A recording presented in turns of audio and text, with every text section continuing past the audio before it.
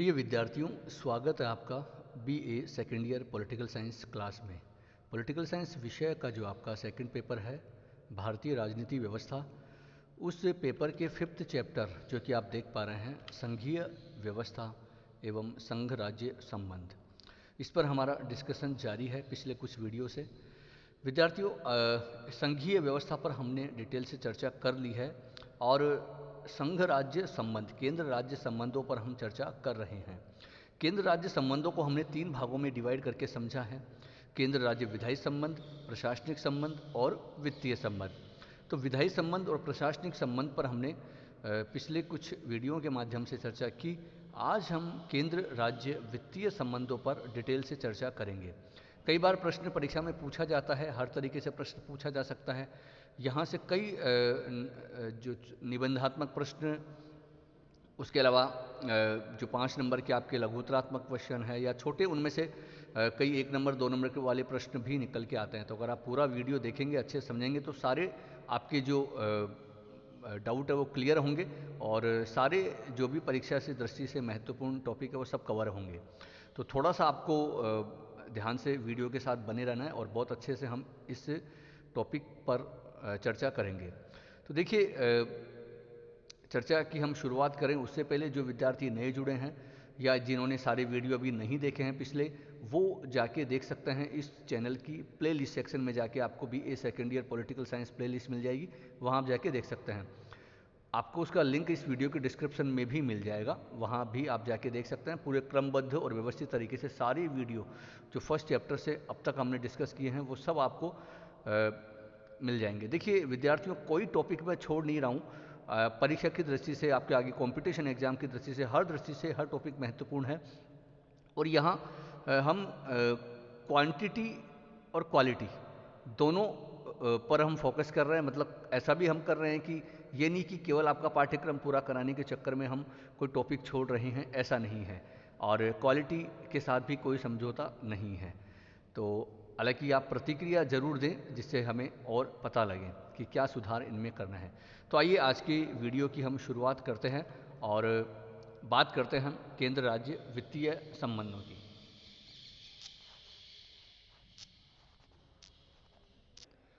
विद्यार्थियों, जब केंद्र और राज्य वित्तीय संबंधों की हम बात करते हैं तो संविधान में इसका वर्णन जो किया गया है ये हमें सबसे पहले जानना जरूरी है। आप देख पा रहे हैं संविधान के भाग 12 में आर्टिकल 264 अनुच्छेद 264 से 291, यहाँ इन पूरे आर्टिकल में ये केंद्र राज्य वित्तीय संबंधों को परिभाषित किया गया है, पूरा डिटेल से यहाँ बताया गया है। तो ये संवैधानिक प्रावधान आपको जरूर पता होना चाहिए और प्रश्न पूछा जाता है तो आपके जरूर बताएं, तो आपका जो आंसर है वो बड़ा प्रभावकारी होगा। देखिए, आपको विद्यार्थियों ये पता है कि भारत में संघीय व्यवस्था है, ठीक है। अब संघीय व्यवस्था का जो मुख्य आधार बिंदु आपको पता है कि वहाँ ये होता है कि केंद्र और राज्य दोनों में शक्तियों का विभाजन होता है, ठीक है। और ऐसा नहीं है कि राज्यों को भी अपने क्षेत्र में प्रॉपर स्वायत्त रखा जाता है, उनको कुछ शक्तियाँ दी जाती है और ऐसा नहीं कि उनको बिल्कुल कमज़ोर बना दिया जाए, ठीक है। यही पूरा फोकस संघीय व्यवस्था का होता है कि इसमें केंद्र और राज्य दोनों स्वायत्त तरीके से भी काम करें और कोई एक दूसरे पर निर्भर ना हो। प्योर संघीय व्यवस्था की बात है ये, ठीक है। हालांकि भारत में भी ये कोशिश की है, लेकिन हमारे यहाँ थोड़ा सा अलग मॉडल है। हमने चर्चा की थी कि संघात्मक व्यवस्था का जो हमने मॉडल अपनाया है, तो उसमें कहीं न कहीं अगर हम देखते हैं हमारे मॉडल के अनुसार, तो राज्यों की केंद्र पर वित्तीय निर्भरता रखी गई है और केंद्र को ज़्यादा सशक्त इस मामले में भी बनाया गया है। हालांकि आगे हम आप देख उससे पता लग जाएगा आप जब हम चर्चा करेंगे तो। हालांकि ये जो संबंध है पूरे कि किस प्रकार केंद्र और राज्यों के बीच वित्तीय संबंधों को स्थापित किया गया है संविधान के द्वारा, इनको हम ये आप देख पा रहे हैं 4 बिंदुओं के माध्यम से हम समझने का प्रयास करेंगे, तो आपको और थोड़ा सा अच्छे से समझ में आएगा, ठीक है। पहला तो क्या है, केंद्र और राज्यों के मध्य कर निर्धारण की शक्ति का पूर्ण रूप से विभाजन। जो टैक्स, जो कर का निर्धारण करने की जो बात है, किस पर कौन सा मतलब किस बिंदु पर, किस मुद्दे पर कौन राज्य सरकार टैक्स लगाएगी, किस पर जो टैक्सों जो निर्धारण है, करों का निर्धारण है, वो केंद्र सरकार करेगी। तो एक तो ये इस टॉपिक में हम देखेंगे, ठीक है, जो कर निर्धारण की शक्ति का जो विभाजन किया गया है पहला। दूसरा, जो कर लगाया जाएगा उसके जो इनकम प्राप्त होगी, प्राप्त आय का बंटवारा, ठीक है, उसका डिवाइडेशन कैसे होगा, ठीक है। तीसरा, जो अन्य कई प्रावधान है वित्तीय जो संबंधों को डिसाइड करते हैं, निर्धारित करते हैं, उनको भी हम देखेंगे। और चौथा, वित्तीय मामलों को लेकर केंद्र और राज्यों के बीच जो तनाव के मुख्य क्षेत्र हैं, बिंदु हैं, वो क्या हैं। तो इन चारों पॉइंटों के माध्यम से विद्यार्थियों जो केंद्र राज्य वित्तीय संबंध है उसको हम अच्छे से समझ पाएंगे, ठीक है। तो सबसे पहले हम एक एक पॉइंट को देखने का प्रयास करते हैं कि केंद्र और राज्यों के मध्य जो कर निर्धारण की शक्ति का पूर्ण रूप से विभाजन। आइए पहले स्लाइड में देखते हैं। विद्यार्थियों, आप देख पा रहे हैं कि केंद्र और राज्यों के बीच जो कर निर्धारण की शक्ति का जो बंटवारा किया गया है, विभाजन किया गया है, उसको भी हमने कुछ बिंदुओं के माध्यम से डिवाइड किया है। जैसे आप देख पा रहे हैं कि पहला पॉइंट, केंद्र के राजस्व स्रोत, मतलब केंद्र को, जो केंद्र सरकार को किन किन चीज़ों से, किन किन जो विषयों से राजस्व प्राप्त होगा, और इसके कुछ उदाहरण भी मैंने दिए हैं। देखिए विद्यार्थियों, यहाँ पर जरूरी नहीं कि आपको सारे एज इट इज रटने हैं, लेकिन हाँ, आपको कुछ कुछ उदाहरण जरूर पता होनी चाहिए। और कई बार ऐसा भी परीक्षा में प्रश्न पूछे जाते हैं, कॉम्पिटिशन एग्जाम में विशेषकर, जैसे दे दिया कि बताइए कि जो निगम कर है वो उसका राजस्व किसको प्राप्त होता है, वो किसके क्षेत्राधिकार में आते हैं। तो मतलब एक उदाहरण मैंने आपको दिया है। या फिर आपको केंद्र के राजस्व स्रोत के कोई उदाहरण बताइए, तो इस दृष्टि से कम आपको थोड़े बहुत उदाहरण यहाँ मैंने थोड़े थोड़े देने का प्रयास किया है, लेकिन आपको जरूर ध्यान रखना है। तो पहला तो केंद्र के राजस्व स्रोत, जो कुछ उदाहरण आप ये देख पा रहे हैं कि निगम कर, सीमा शुल्क, निर्यात शुल्क, और ये कृषि भूमि के अतिरिक्त संपत्ति पर, ये सारा आप देख पा रहे हैं। इनको सबको आप नोट कर लेना, और जो आप याद कर सकते हैं जरूर करें, ठीक है। दूसरा, आप देख पा रहे हैं राज्य के राजस्व स्रोत, ठीक है। तो कृषि भूमि कर, संपदा शुल्क और भूमि एवं भवन पर कर, ये सारे जो इत्यादि कुछ उदाहरण हैं, ये आप नोट कर सकते हैं। तो ये कुछ राज्यों के राजस्व स्रोत के उदाहरण हैं, ठीक है। तो ये दो भागों में डिवाइड किया कर दिया गया है भाई। राज्यों को जो राजस्व प्राप्त होगा, जो कर निर्धारण का जो पावर है राज्यों के पास क्या है, किन मामलों पर है, और केंद्र के पास किन मामलों पर है, ठीक है। नेक्स्ट आइए देखते हैं दूसरा।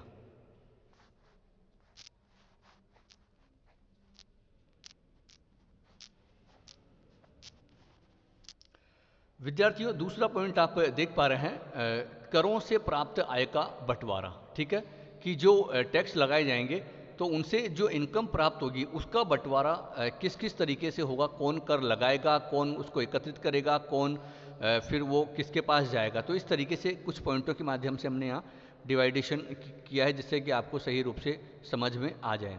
तो जैसे आप पहला पॉइंट देख पा रहे हैं कि संघ द्वारा आरोपित किंतु राज्य द्वारा संग्रहित एवं विनियोजित कर। इसका मतलब क्या हुआ कि ये जो उदाहरण आप देख पा रहे हैं पहले पॉइंट में, ठीक है, तो ये संघ द्वारा आरोपित, मतलब लगाए तो संघ के द्वारा जाएंगे, लेकिन इनका विनियोजन और इनको जो एकत्रित है वो केंद्र सरकार करेगी, ठीक है। तो ये कुछ उदाहरण आप देख सकते हैं, आप ध्यान नोट कर लें। दूसरा जो आप देख पा रहे हैं कि केंद्र द्वारा आरोपित किंतु राज्यों को सौंपे जाने वाले कर, मतलब ये लगाएंगे तो कौन, आरोपित कौन करेगा, केंद्र सरकार, लेकिन जब इनसे जो राजस्व प्राप्त होगा, जो इनकम होगी, वो राज्यों को सौंपी जाएगी, ठीक है। तो ये भी उदाहरण आप देख पा रहे हैं। तो इस तरीके से ये दो भागों में डिवाइड करके आप ये जो कर निर्धारण की शक्ति का जो बंटवारा किया गया है, ठीक है ना, केंद्र और राज्यों के करों से प्राप्त जो आय का बंटवारा है, वो ये कुछ उदाहरण आप देख सकते हैं। मैं बार बार कह रहा हूँ, जरूरी नहीं है कि आपको सारे उदाहरण आपको याद हों, चाहे 2, 3, 4 आप जितना कर सकते हैं, जितनी आपकी योग्यता क्षमता है उस हिसाब से, लेकिन ये डिवाइडेशन जिस तरीके से यहाँ किया गया है उसको आप ज़रूर फॉलो करें, तो आपको भी क्लियर रहेगा और आप एग्जामिनर को भी सही रूप से समझा पाएंगे और अच्छे से इस टॉपिक पर आपकी पकड़ बना पाएंगे, आपका प्रेजेंटेशन भी बेहतर होगा, ठीक है। आइए तीसरा जो वित्तीय संबंधों को लेकर पॉइंट देखते हैं।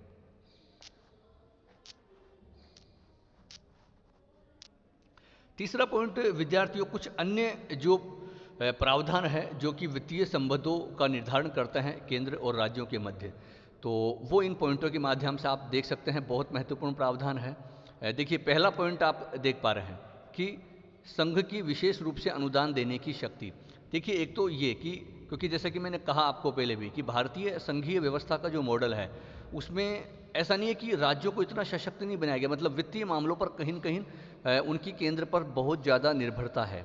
हालांकि ऐसा होना नहीं चाहिए, ये राज्यों का भी एक आरोपण है, लेकिन संविधान ने भी कहीं न कहीं ये ऐसा किया है, क्योंकि आपको पता है कि हमारे यहाँ पर केंद्र को सशक्त बनाया गया। पूरा एक संविधान का ढांचा ही इस तरीके से है कि जो संघात्मक व्यवस्था का मॉडल है, तो यहाँ वित्तीय आधार पर भी राज्यों को थोड़ा सा उतना नहीं, कहीं न कहीं कम सशक्त बनाया गया, और उसका उद्देश्य ये कि राज्यों पर उनकी निर्भरता रहे। तो संघ की जो विशेष रूप से अनुदान देने की शक्ति है, ठीक है, एक तो ये भाई संघ किसी भी राज्य को चाहे जो वो विशेष रूप से कुछ अनुदान किसी भी मामले में दे सकता है। एक तो ये पावर केंद्र सरकार के पास है, तो इसको लेकर भी वित्तीय संबंध डिसाइड होते हैं, ठीक है। दूसरा जो आप पॉइंट देख पा रहे हैं, वित्त आयोग, बड़ा महत्वपूर्ण ये प्रावधान है, और आर्टिकल 280 के तहत राष्ट्रपति को ये पावर है कि वो एक वित्तीय आयोग पावर, और होता भी आपको ध्यान है कि जो वित्तीय आयोग का गठन है और उसका काम यही है कि वो केंद्र और राज्यों के बीच वो एक तरह से जो वित्तीय स्रोत हैं उनका बंटवारा किस प्रकार राज्यों को कितना, किस फॉर्मूले से कितना दिया जाएगा, और उनका जो इनकम किस तरीके से होगी, और राज्यों में करों का जो बंटवारा है किस तरीके से होगा, तो ये वित्त आयोग निर्धारित करता है, ठीक है। तो कहीं न कहीं ये वैसे तो केंद्र सरकार ही इसका गठन करती है, क्योंकि राष्ट्रपति करते हैं तो केंद्र के पास है। तो एक इस आधार पे भी भाई वित्त आयोग क्या सिफारिश करता है, राज्यों को कितना जो अनुदान या जो कर, जो टैक्स जो प्राप्त हुए हैं वो देने की बात करता है, और केंद्र को कितनी, तो ये उसका निर्धारण वित्त आयोग करता है। तो इससे भी दोनों के मध्य वित्तीय संबंध निर्धारित होते हैं, केंद्र और राज्य के मध्य। तीसरा, उधार संबंधी प्रावधान। कुछ उधार संबंधी प्रावधान भी किए गए हैं कि जो राज्य हैं वो केंद्र से उधार भी ले सकते हैं, ठीक है, तो वो भी किया जा सकता है। केंद्र सरकार उन्हें उधार भी दे सकती है, और जिससे कि राज्यों को वो राशि फिर पुनः लौटानी होती है।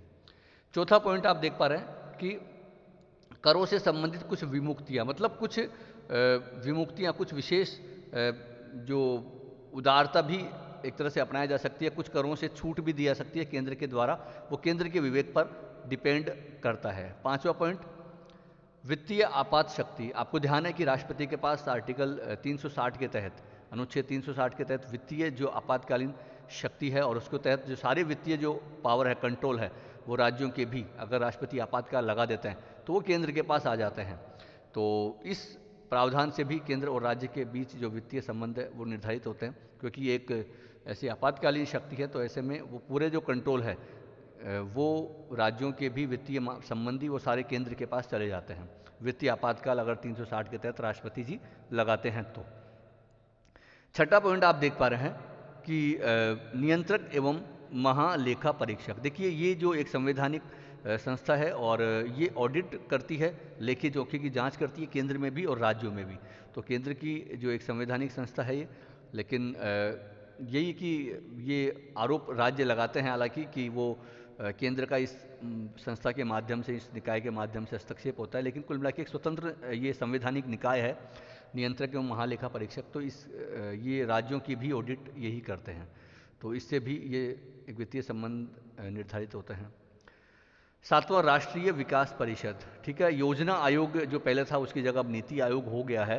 तो उसके द्वारा जो सिफारिश की जाती है योजनाओं का, तो उसको किस प्रकार इम्प्लीमेंट करना है, और उसकी जो अंतिम जो मंजूरी है वो राष्ट्रीय विकास परिषद के द्वारा दी जाती है, और इसमें केंद्र प्रधानमंत्री खैर इसके जो अध्यक्ष होते हैं, और सभी राज्यों के मुख्यमंत्री और अन्य सदस्य। तो एक तरह केंद्र और राज्यों की मिलीजुली एक ये पूरी संस्था है, हालांकि संवैधानिक निकाय ये नहीं है, बाद में ये बनाया गया था, एक सांविधिक निकाय है, ठीक है, एक कानून के द्वारा। तो यहाँ केंद्र और राज्य मिलजुल कर पूरी जो योजनाओं को अंतिम मंजूरी देते हैं, पूरे राज्य में किस प्रकार उनको इम्प्लीमेंट किया जाना है। ये तो ये भी एक वित्तीय संबंधों की महत्वपूर्ण निकाय है। तो ये कुछ अन्य प्रावधान थे जो कि केंद्र और राज्यों के मध्य वित्तीय संबंधों का निर्धारण करते हैं। अब विद्यार्थियों, अंतिम पॉइंट कि वित्तीय जो मामलों में केंद्र और राज्यों के मध्य तनाव क्षेत्र। तो ये जो 3 पॉइंटों के माध्यम से हमने शुरू में केंद्र और राज्यों के बीच जो वित्तीय संबंध है संविधान के द्वारा किस तरीके से और कुछ अन्य जो प्रावधान है वो सारा हमने देखे। अब लेकिन ये चौथा पॉइंट इसमें यही है कि किस प्रकार जो केंद्र और राज्यों के बीच जो वित्तीय संबंधों को स्थापित तो किया गया है संविधान के द्वारा, लेकिन कई बार ये विवाद की स्थिति रही है। कारण उसका यही है कि राज्यों की केंद्र पर निर्भरता रखी गई है। कौन कौन से मामलों में किस प्रकार वो एक उनमें विवादास्पद स्थिति रहती है। देखिए, जो पहला पॉइंट आप देख पा रहे हैं कि वित्तीय साधनों के वितरण की वर्तमान व्यवस्था। वर्तमान में जैसा कि अभी मैंने बताया आपको, वित्त आयोग निर्धारित करता है कि किस प्रकार वित्तीय साधनों का जो वितरण, जो वित्त का जो वितरण है, आय का जो वितरण है करों से प्राप्त, उनका वितरण किस प्रकार होगा वो ये वित्त आयोग डिसाइड करता है। केंद्र और राज्यों के मध्य कैसे उनके बीच डिवाइडेशन होगा, ठीक है। तो इस वर्तमान व्यवस्था से जो राज्य हैं बड़े असंतुष्ट रहते हैं, और विशेषकर जो जिस पार्टी की सरकार केंद्र में नहीं है, अन्य पार्टी को वो ज़्यादा आरोप लगाते हैं और कि इससे राज्यों को कम इनकम हो रही है, कम दिया जाता है टैक्स का पैसा और केंद्र ज़्यादा ले लेता है, ये आरोप लगाया। तो वर्तमान व्यवस्था में कुछ चेंजेस किए जाने चाहिए, ये राज्य कहता है। तो इसको लेकर भी विवाद केंद्र और राज्यों के मध्य रहता है, वर्तमान में जो वित्तीय साधनों के बंटवारे की जो व्यवस्था की गई है उससे, ठीक है। दूसरा, राज्यों की केंद्र के साथ ऋणग्रस्तता। एक ये है कि राज्यों, क्योंकि अभी मैंने आपको बताया था कि ये प्रावधान है कि राज्यों को केंद्र है वो ऋण दे सकता है, उधार पैसा दे सकता है, ठीक है। लेकिन स्थिति ये हो गई है कि राज्यों की इतनी निर्भरता हो गई है क्योंकि उनके पास संसाधन इतने हैं नहीं, और जब ऋण लेते हैं तो ऋणग्रस्तता काफ़ी है, राज्यों पर काफ़ी भारी भरकम ऋण है केंद्र का। तो वो भी एक राज्य मांग करते हैं कि हमारा वो ऋण माफ़ कीजिए और हमारी जो माली हालत है वो ख़राब है। तो इसको लेकर भी केंद्र और राज्यों के बीच एक विवादास्पद स्थिति रहती है। तीसरा पॉइंट जो है, राज्यों को दिए जाने वाले अनुदान एवं सहायता वो अत्यधिक न्यून एवं पक्षपातपूर्ण। ये बड़ा महत्वपूर्ण आरोप, क्योंकि ये लगाया जाता है कि जो केंद्र सरकार है वो राज्यों को इक्वल नहीं बल्कि वो विभेदक बर्ताव करती है, वो भेदभाव करती है, पक्षपातपूर्ण रवैया अपनाती है अनुदान देने में। तो क्योंकि सामान्यतः आरोप ये लगाया जाता है राज्यों के द्वारा कि अगर मान लीजिए केंद्र सरकार में अलग पार्टी की सरकार है, उस राज्य में अलग पार्टी की सरकार है, तो वो गैर जो केंद्रीय सरकार वाली पार्टी है वो ये कहते हैं कि क्योंकि हम अलग दल की पार्टी इसलिए हमारे साथ भेदभाव किया है, केंद्र सरकार ने हमें अनुदान नहीं दिया है या वित्तीय संसाधन उपलब्ध नहीं करवाए हैं। तो इसको लेकर एक ये बात की जाती है कि वो पक्षपातपूर्ण रवैया अपनाते हैं, अपनी जहाँ पार्टी की सरकारें हैं वहाँ उनको वो ज़्यादा अनुदान दे देते हैं और हमें नहीं देते हैं, हमें कम देते हैं, ठीक है। चाहे वो अनुदान की बात हो चाहे सहायता की बात हो, और वो दी भी जाती है वो बड़ी न्यून है। तो ये इसको लेकर भी विवाद केंद्र और राज्यों के मध्य रहता है। चौथा, अंतर्राज्यीय व्यापार में केंद्र का हस्तक्षेप। तो अंतर्राज्यीय जो व्यापार हैं, मतलब राज्यों के मध्य जो व्यापार होता है उसके लिए एक प्रावधान है। मैंने आपको विधायी संबंध में पिछले वीडियो में बताया था कि जो केंद्र है वो एक प्राधिकारी की नियुक्ति कर सकता है अंतर्राज्यीय व्यापार संबंधी जो प्रावधानों को डिसाइड करने के लिए। तो उस मामले में भी ये राज्यों का आरोप रहा है कि इसमें केंद्र सरकार का हस्तक्षेप रहता है, वो गलत है, ठीक है। तो उसको लेकर भी विवाद केंद्र और राज्यों के मध्य रहता है। तो इस प्रकार ये कुछ पॉइंटों के माध्यम से हमने विद्यार्थियों देखा कि केंद्र और राज्यों के बीच किस प्रकार एक विवादास्पद संबंध वित्तीय मामलों को लेकर रहते हैं। तो बस विद्यार्थियों ये सारे पॉइंट आपने देखे। अब अंत में क्योंकि ये टॉपिक पूरा हुआ केंद्र राज्य वित्तीय संबंधों को लेकर, इस तरीके से आप पूरा प्रश्न परीक्षा में अगर प्रश्न पूछा जाता है, आप किसी भी तरीके से पूछा जाए तो आप आराम से बता सकते हैं। छोटे क्वेश्चन इसमें से निकल के आए तो भी आप बता सकते हैं। तो इसको थोड़ा सा आपको मेहनत करनी पड़ेगी, इसको प्रॉपर तैयार कर लें। बहुत ज़्यादा नहीं, स्ट्रक्चर मैंने आपको बना के दे दिया है, लगभग कंटेंट आपको कुछ भी देखने की ज़रूरत नहीं है, तो अच्छे से आप इसको तैयार कर लें। अंत में बस आपसे यही अपील कि अधिक से अधिक इन छात्राओं को वीडियो आप साझा, जो अन्य जो छात्र छात्राएं हैं उनको वीडियो साझा करें और अपनी प्रतिक्रिया भी दें। नेक्स्ट जो टॉपिक है इस चैप्टर का उसको लेकर फिर हम उपस्थित होंगे। आज के लिए इतना ही, बहुत बहुत धन्यवाद।